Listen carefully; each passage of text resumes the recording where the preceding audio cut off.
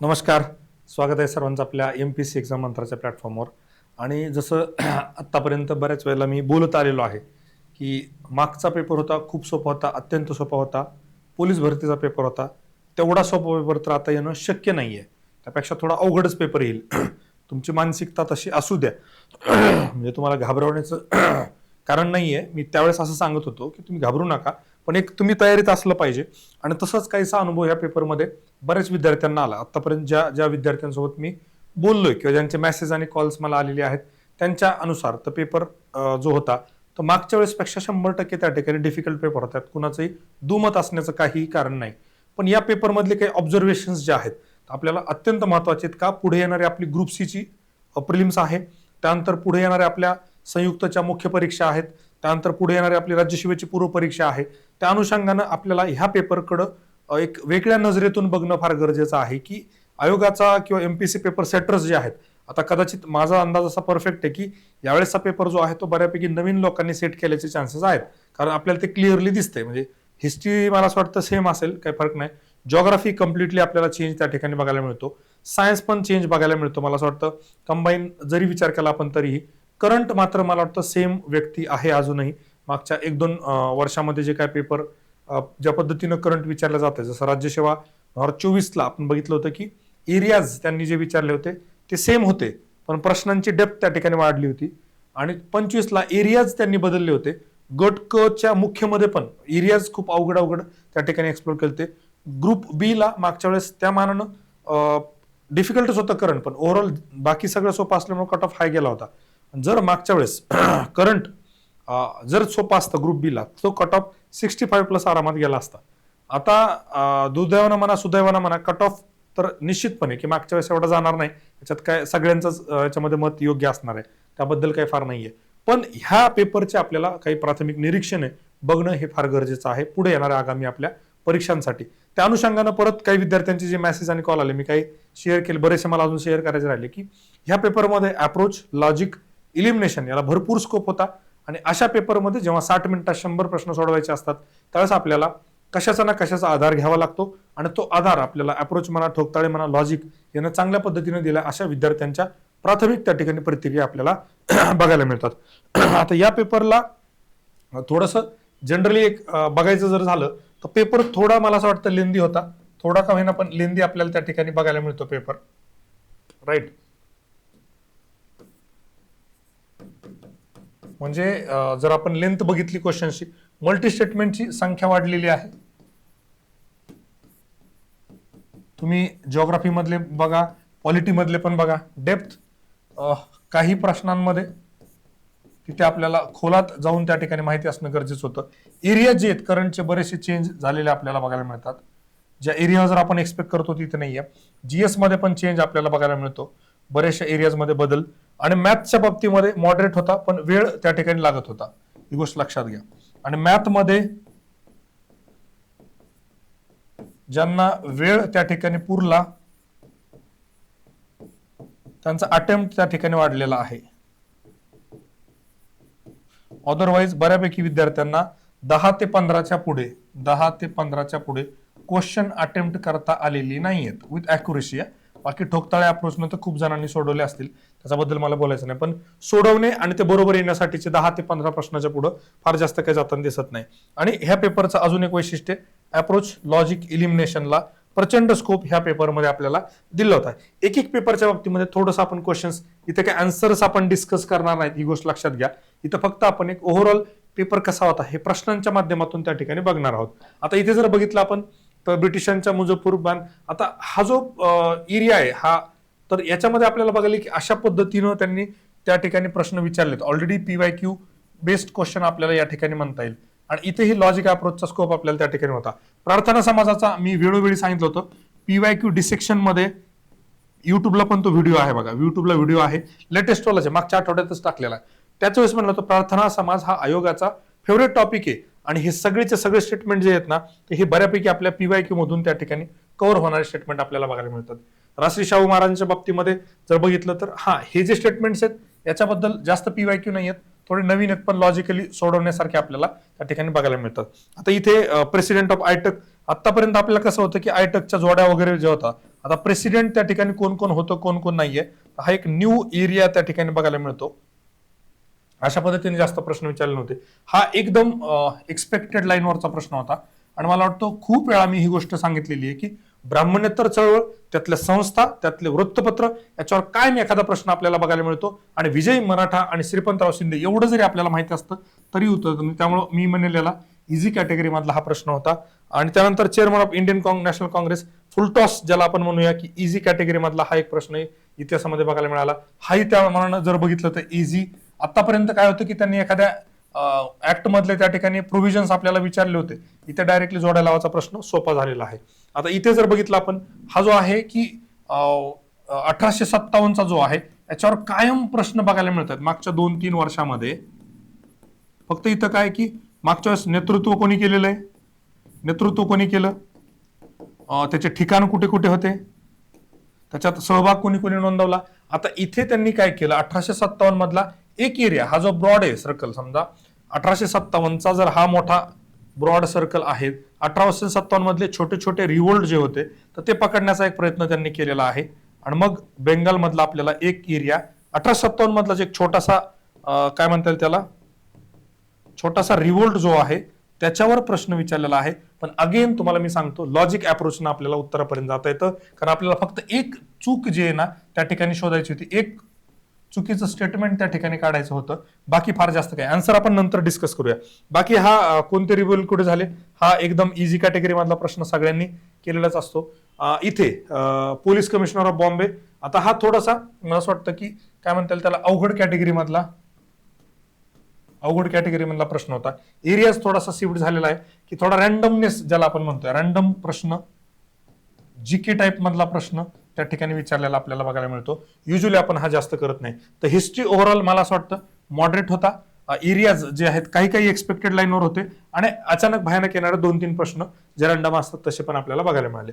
जिओग्राफीचा जेव्हा आपण विचार करतो तर जिओग्राफीमध्ये मी म्हटलं तसं, आणि हे आपण पीवायक्यू डिसेक्शन मध्ये मी तुम्हाला याचं हेच पण सांगितलं होतं, न्यूमेरिक ट्रिक्स पण सांगितली होती, विनसॅट, बरोबर आहे. तुम्हाला जर लक्षात असेल तर विनसॅट त्या ठिकाणी सांगितलं होतं, विंध्यान, सातपुडा, त्याच्यानंतर अरावली, त्याच्यानंतर अरावली नाही, विन्सेट जो आहे तर त्याच्यामध्ये नर्मदा, तापी, तापी तुम्हाला मी त्या ठिकाणी सांगितलं होतं. हरिश्चंद्र बाळाघाट जे आहे तर ते पण आपण पीवायक्यू डिसेक्शन जे आहे त्या पीवायक्यू डिसेक्शन मध्ये डिटेल मध्ये त्या ठिकाणी घेतलं होतं. त्याच्यावर एक्सपेक्टेड प्रश्न होता आणि तो आलेला आहे. आता इथे जर बघितलं आपण, negative growth rate of population जो होता तर हा परत एरिया जो आहे म्हणजे तो सेम आहे, पण यातली डेप्थ जी वाढलेली आहे बघा.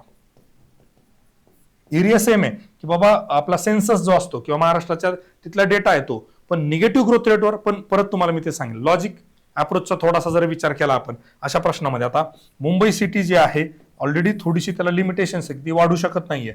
मग अशा वेळेस तिथून काय असतं की आउट मायग्रेशन होण्याचे चान्सेस जास्त असतात. लोक मुंबईवरून नवी मुंबईवरून काही लोक लोणावळ्याकडे राहायला यायला लागलेत. म्हणजे आपण ज्याला सबअर्बन याच्यामध्ये जिओग्राफीच्या भाषेमध्ये सॅटेलाइट टाउन्स वगैरे जे म्हणतो किंवा अर्बन फ्रिंजेस ज्याला आपण म्हणतो, अशा पद्धतीने जर लॉजिकली जर विचार केला असता तरी उत्तरापर्यंत जाता आलं असतं. पण एरिया सेम आहे, डेप्थ किंवा थोडंसं त्यामध्ये व्हेरिएशन आपल्याला बघायला मिळतं.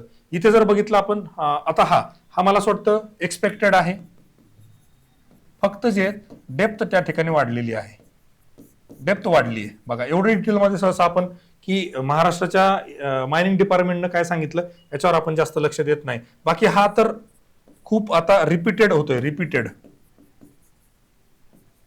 पीवायक्यू. आणि आपण हा P2P बॅच मध्ये खूप वेळा थेवार्टाचा प्रश्न मी तुम्हाला दाखवला होता. थेवार्टाच्या बाबतीमध्ये किंवा कोपनच्या बाबतीमध्ये आपण डिटेलमध्ये हे घेतलेलं आहे. एनसीईआरटी मध्ये पण कव्हर होतोय, P2P मधून हा क्वेश्चन आपला कव्हर होतोय. चिनाब आता याच पद्धतीनं मला वाटतं पीवायक्यू बेस्डच आहे. सिमिलर प्रश्न, सारखाच प्रश्न आपल्याला राज्यसेवा असेल किंवा इतर परीक्षा असतील, जसं संयुक्त असेल, ह्या परीक्षेमध्ये आपल्याला कंटिन्युअसली बघायला मिळालेला आहे. हिमालयन रिव्हर्सवरचा प्रश्न आपल्याला व्यवस्थित बघायला मिळाला आहे. त्यामुळे हा एक्सपेक्टेड लाईनवरचाच होता.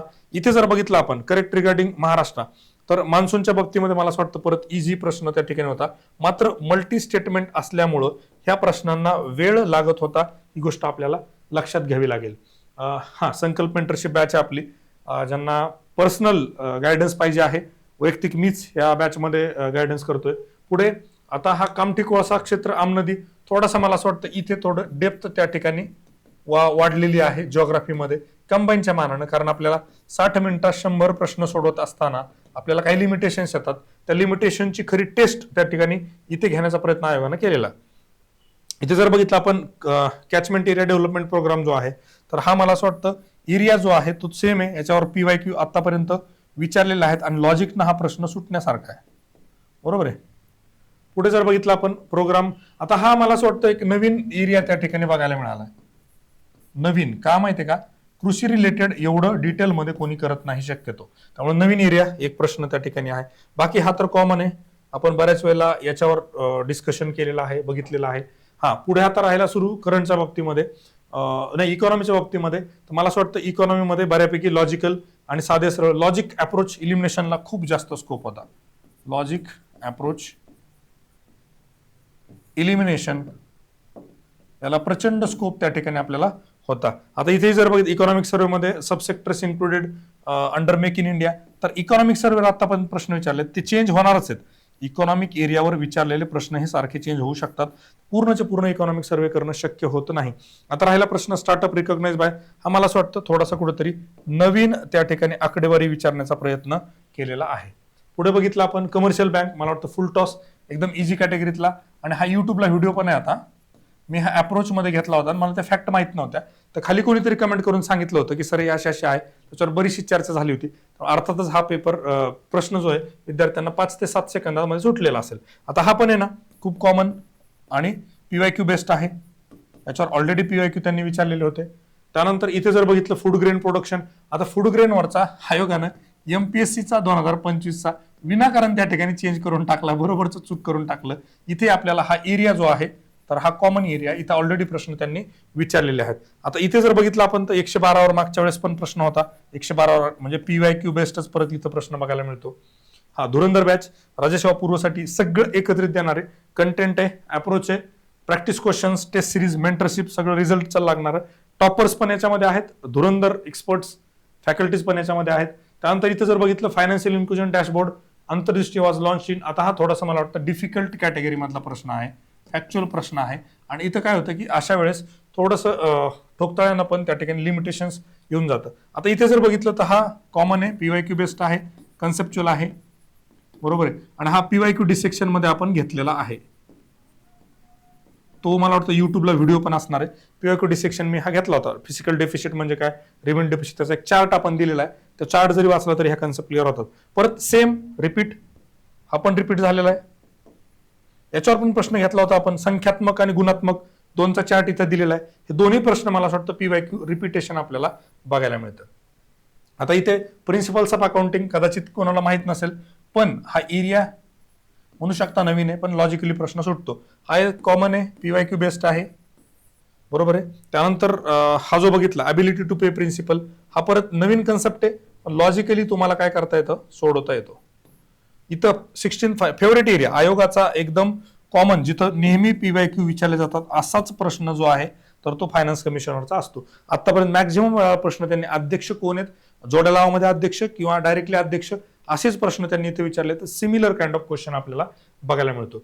आता इकॉनॉमीच्या बाबतीमध्ये जर बघितलं तर मला असं वाटतं कुठेतरी इझी टू मॉडरेट आपल्याला म्हणता येईल, इझी टू मॉडरेट.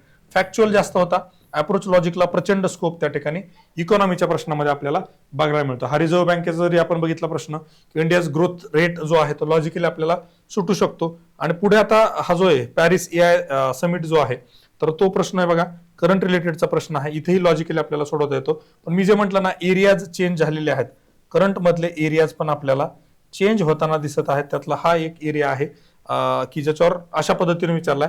पण मला वाटतं न्यूज मध्ये जे असतं, करंट मध्ये न्यूज, तर तोच एरिया आहे. म्हणजे खूप एकदम असा नवीन पद्धतीने काही विचारलेलं दिसत नाही. वर्ल्ड हायड्रो कॉमन आहे, आपण खूप वेळाला आता न्यूज मध्ये होता, तो विचारलेला होता. हा इथे मात्र काय झालंय की एरिया सेम आहे, एरिया सेम आहे, डेप्थ वाढलेली आहे. काय डेप्थ वाढली, आतापर्यंत आपण काय बघितलं होतं की कुठले तरी खेळाडू आहेत आणि ते कुठल्या क्षेत्राशी निगडीत आहे. आता तो द्रोणाचार्य अवॉर्डाच्या बाबतीमध्ये नुसतं ते ज्यांना अवॉर्ड मिळेल ते नाही, तर त्यांचे एरियाज पण त्या ठिकाणी विचारले. म्हणजे दोन गोष्टी इथं आपल्याला माहिती पाहिजेत. एक तर हा कोच आहे आणि त्याला द्रोणाचा अवॉर्ड मिळालाय, आणि दुसरं त्याला कुठल्या कॅटेगरी मधला मिळाला, ह्या दोन गोष्टी त्या ठिकाणी क्लब करण्याचा प्रयत्न केलेला आहे. आता इथं मल्टीपर्पज हायड्रो ही थोडासा इथं काय होतं की सतलजचा वगैरे लॉजिकली जर आला तर आला, नाही तर अदरवाईज हा प्रश्न परत अवघड होऊन बसतो. इथे आता अपॉइंटमेंट वगैरे ऑलरेडी आयोग विचारत असतं, तीच परत विचारलेली आहे, पण फार कॉमन नाहीये. म्हणजे थोडंसं डेप्थ मध्ये जाऊन जर आपण वरवरचं बघितलं तर वरवरचा प्रश्न हा नाहीये. आता हा कॉमन आहे, हा PYQ अशा पद्धतीने अँबॅसेडरचे खूप त्यांनी ऑलरेडी विचारलेले आहे.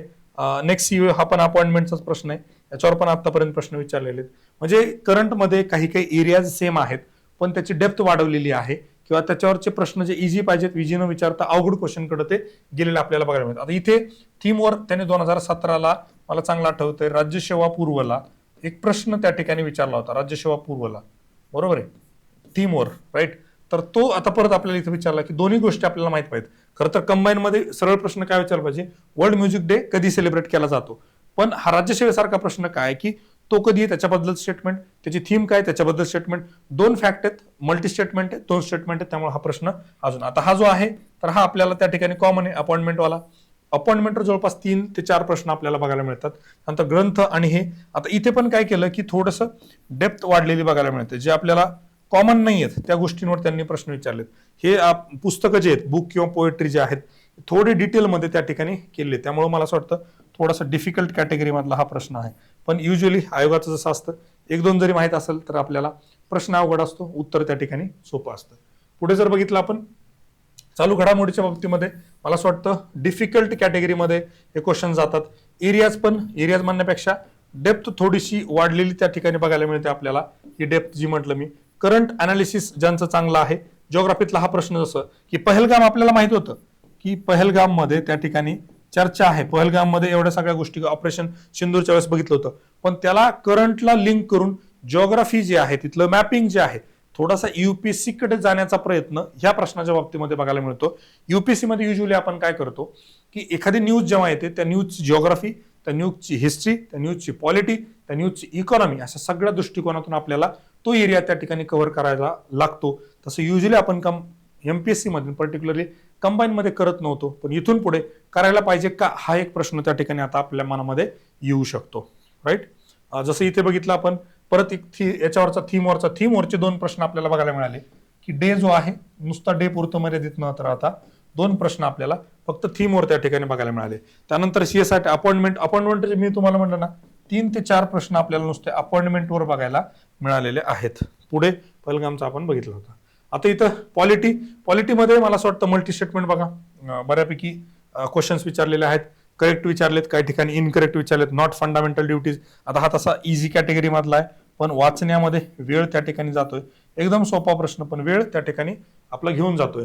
आता हा वसंतदादा इथे काय होतं की आपल्याला थोडंसं कन्फ्युजन त्या ठिकाणी होऊ शकतं. म्हणजे आजच्या कंडिशनला म्हणलं तर कदाचित देवेंद्र फडणवीस जे आहेत तर ते इथे येऊ शकतात. मात्र आता त्यांनी डायरेक्टली डेडलाईन दिली की सप्टेंबर 2025 पर्यंत कोण होते, तर मला असं वाटतं हा जो पेपर आहे आता एक गोष्ट आपल्याला लक्षात येईल, हा पेपर सप्टेंबरमध्ये सेट झाल्याचे चान्सेस आहेत. कारण हा पेपर होता नोव्हेंबरमध्ये, बरोबर, म्हणजे कदाचित ऑक्टोबरमध्ये पण म्हणूया आपण. नोव्हेंबरमध्ये 9 नोव्हेंबरला आधी पेपर होता, पेपर आधीच सेट झालेला होता, म्हणजे साधारणतः सप्टेंबर एंडिंग पर्यंतचा पेपर आपल्याला करंट बघायला मिळतो. आर्टिकल 349 मध्ये आर्टिकलमध्ये काय दिलेलं आहे, उलट असायचं पूर्वी आपल्या स्टेटमेंट दिलं असायचं, हे कुठल्या आर्टिकलमध्ये काय आता हे विचारण्याचा एक थोडासा प्रयत्न. आणि हा एकदम कॉमन PYQ खूप जास्त रिपीटेड क्वेश्चन आहे. त्याच्यानंतर आर्टिकल 8 हा थोडासा आता काय होतं की ऑड आर्टिकल जे आहेत जे आपण युजली करत नाही ते ऑड आर्टिकल्सवर प्रश्न त्या ठिकाणी वाढलेले आहेत.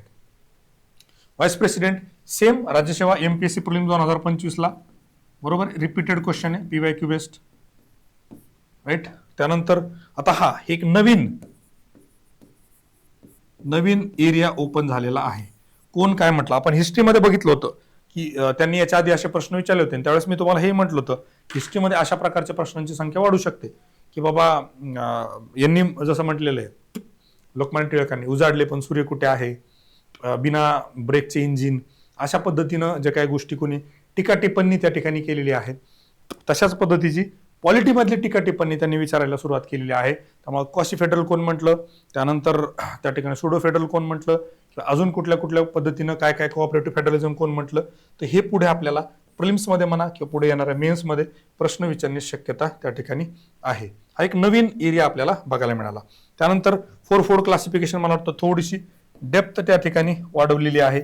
म्हणजे कॉमन आहे, सगळं लक्ष्मीकांतमध्ये दिलेलंच असतं, त्याच्या बाहेर काही जास्त नसतं. पण आपण परीक्षा दृष्टिकोनातून तयारी करत असताना इथे मला वाटतं PYQ बेस्ट आहे. गव्हर्नरच्या रिलेटेड कायम आपल्याला प्रश्न बघायला मिळतो. इथे मला वाटतं PYQ बेस्ट आहे. हे सोपा होता हा प्रश्न.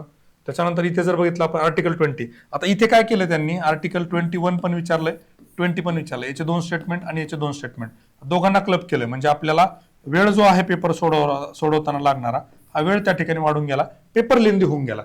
अवघडे असा काही फरक नाहीये. 20 आणि 21 50 पर्यंत सगळ्यांना आर्टिकल पाठच असतात. पुढचे 50 आर्टिकल म्हणजे 100 आर्टिकल जवळपास स्पर्धा परीक्षेची तयारी करणाऱ्या विद्यार्थ्यांना पाठ असतात. पण वेळेचा प्रश्न आहे. कंबाईन मध्ये वेळ लावणारा हा पेपर त्या ठिकाणी बघायला मिळतो. नॉट इन्क्लुडेड आर्टिकल 168 परत वेळ लागणारा प्रश्न आपल्याला बघायला मिळतो. हा फुल टॉस PYQ रिलेटेडचा प्रश्न आहे. त्यानंतर बघा पॉलिटीमध्ये जर बघितलं, मला असं वाटतं मल्टी स्टेटमेंटचे प्रश्न वाढलेत, फॅक्च्युअल गोष्टी आपल्याला पाहिजेत आणि वेळ त्या ठिकाणी वाढवणारा पॉलिटीचा पेपर होता. सायन्स मला असं वाटतं सायन्स थोडंसं फॅक्च्युअल आहे आणि मल्टी स्टेटमेंट म्हणण्यापेक्षा वन लायनर टाईपमध्ये जास्त होता. हा सोडून द्या.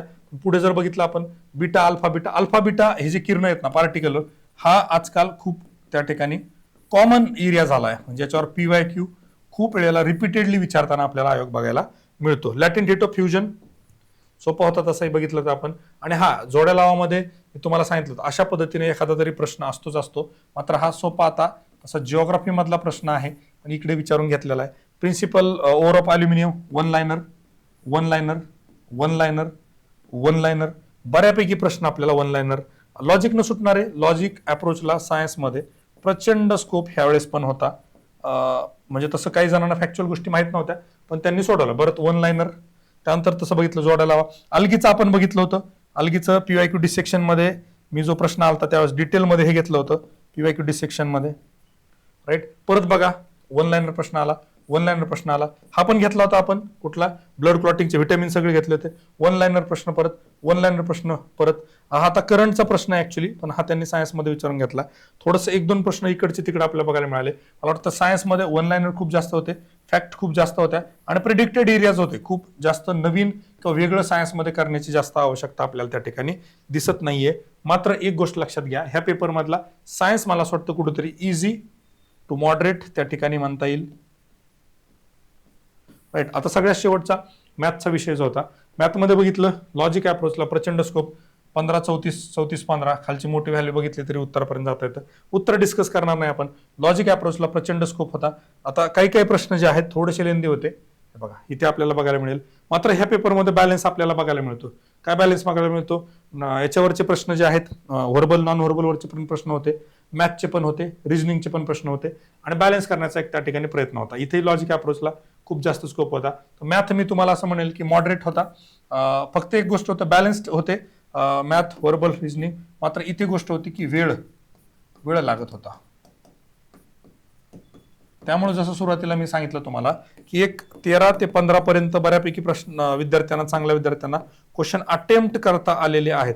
पूर्वी जो ऍव्हरेज सगळ्यांना 15+ मार्क पडत होते ते आता कुठेतरी 10+ घेणं पण त्या ठिकाणी डिफिकल्ट होऊन बसलं ह्या पेपरमध्ये पर्टिक्युलरली. आणि मला वाटतं कुठेतरी 2023-2024 जे पेपर होते त्या पेपरच्या लाईनवर कुठेतरी बघायला मिळतो. म्हणजे मॅथचे जे काही क्वेश्चन सेट केले जात आहेत सध्या तरी, तर ते क्वेश्चन अशा पद्धतीने सेट केले जात आहेत की पुढे आपल्याला त्या ठिकाणी अशाच पद्धतीचे परत प्रश्न बघायला मिळू शकतात. आता राहिला प्रश्न ग्रुप सी सारखा कट ऑफ लागेल का. मला वाटतं ग्रुप सी सारखा कट ऑफ एवढा कमी त्या ठिकाणी निश्चितपणे लागणार नाही. ग्रुप सी पेक्षा जास्त लागेल. मात्र ग्रुप बी 2024 पेक्षा 100% कट ऑफ कमी लागेल. 2024ला जर आपण कम्पेअर केलं तर त्यापेक्षा 100% कट ऑफ कमी लागेल. किती लागेल, काय लागेल हे आपण थोडीशी चर्चा करूया. मॉडरेट टू डिफिकल्ट पेपर सध्याच्या कंडिशनला वाटतोय, जेव्हा की अजून आयोगाची आन्सर की आलेली नाहीये.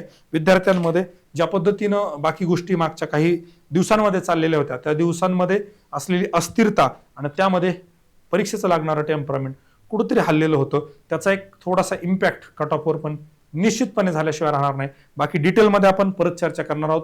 पेपरच्या विश्लेषणात्मक बाबतीमध्ये ते डिटेलमध्ये आपण करूया. आन्सर की आपली लगेच थोड्या वेळात आपली पब्लिश केली जाईल आणि पुढे ज्या काही येणाऱ्या आपल्या बॅचेस आहेत त्या तर सगळ्यांना माहिती की अप्रोचचे असणारच आहे. आपण ह्यावेळेस ग्रामरचे 2-3 इंग्लिश ग्रामरचे पर्टिक्युलरली जबरदस्त इनिशिएटिव्ह त्या ठिकाणी घेऊन येतो की जेणेकरून लँग्वेजमध्ये तुमचे मार्क कमी होता कामा नये. बाकी अप्रोच तर आहेच, P2P असणारच आहे. आणि सगळ्यात महत्त्वाचं आखाडा टेस्ट सिरीज जी आहे आपली ती प्रचंड आपण, आणि PYQ डिसेक्शनसाठी एक नवीन कन्सेप्ट त्या ठिकाणी आपण यावेळेस पण घेऊन येणार आहोत. मेन्ससाठी संयुक्त पूर्व नाही तर संयुक्त मुख्य गट ब 2025, राईट. ग्रुप सी साठी तुम्हाला खूप खूप शुभेच्छा आणि परत भेटूया विश्लेषणामध्ये. Thank you so much and all the very best my dear friend. आणि ज्यांना ह्याच्या PDF वगैरे काही गोष्टी पाहिजेत त्यांनी जे आपलं टेलिग्राम चॅनल MPSC एक्झाम मंत्रा किंवा MPSC मेड सिम्पल, तर ते लगेच जॉईन करा. डिस्क्रिप्शनमध्ये त्या ठिकाणी लिंक दिलेली आहे, त्या लिंकवर क्लिक करा आणि जॉईन करा. Thank you so much and all the very best my dear friend. जय हिंद, जय महाराष्ट्र.